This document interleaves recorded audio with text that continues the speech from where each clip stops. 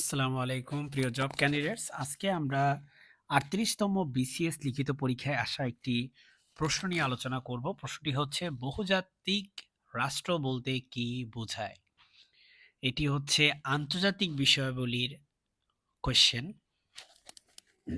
বহুজাতিক রাষ্ট্র হলো ২ বা ততোধিক জাতি বা রাষ্ট্রের সমন্বয়ে গঠিত।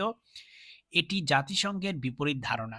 জাতিরাষ্ট্র এটি জাতিরাষ্ট্রের বিপরীত ধারণা। জাতিরাষ্ট্র একটি নির্দিষ্ট গোষ্ঠীর বিপুল নাগরিকের সমন্বয়ে গঠিত হয়ে থাকে, আর বহুজাতিক রাষ্ট্রে অনেকগুলো জাতির সমন্বয়ে গঠিত হয়। ভাষা, শিক্ষা, সংস্কৃতি, জীবনযাত্রা, ধর্ম ও ঐতিহ্যগত মিল রয়েছে এমন জনগোষ্ঠীকে জাতি বলে। যদি একটি দেশ বিভিন্ন জাতির সমন্বয়ে গড়ে ওঠে এবং পরস্পর নিরাপত্তার জন্য একটি রাষ্ট্র গঠনে আগ্রহী হয়, তাকে বহুজাতিক রাষ্ট্র বলে। অ্যালেন টাইক্রাক মতে, the term multinational state is often used to cover too wide a range of states. সুনির্দিষ্ট এটার উচ্চারণ আমি আসলে কি করলাম আমি নিজেও জানি না।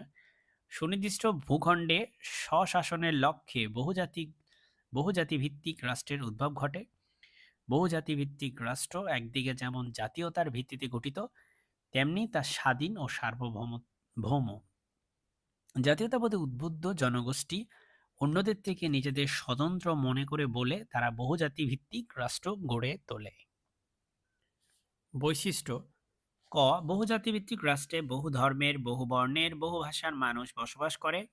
খ, এক ও অভিন্ন জাতীয়তাবোধে তারা উদ্বুদ্ধ। গ, নৃতাত্ত্বিক জাতীয়তা অপেক্ষা রাজনৈতিক রাষ্ট্রিক জাতীয়তা বিদ্যমান।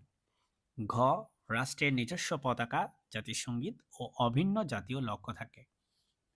উদাহরণ: ভারতে বিভিন্ন জাতিগোষ্ঠী মিলে একটি জাতীয়তাবোধে উদ্বুদ্ধ হয়ে তারা একটি বহুজাতিক রাষ্ট্র গড়ে তুলেছে।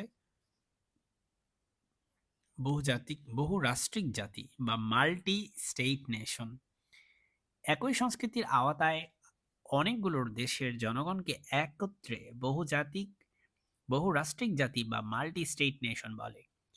যেমন জার্মান জাতি বলতে জার্মান ভাষায় কথা বলে এমন জাতিকে বোঝায়। সেক্ষেত্রে জার্মানি, অস্ট্রিয়া ও সুইজারল্যান্ডের জনগণকে বহুরাষ্ট্রিক জাতি বলে।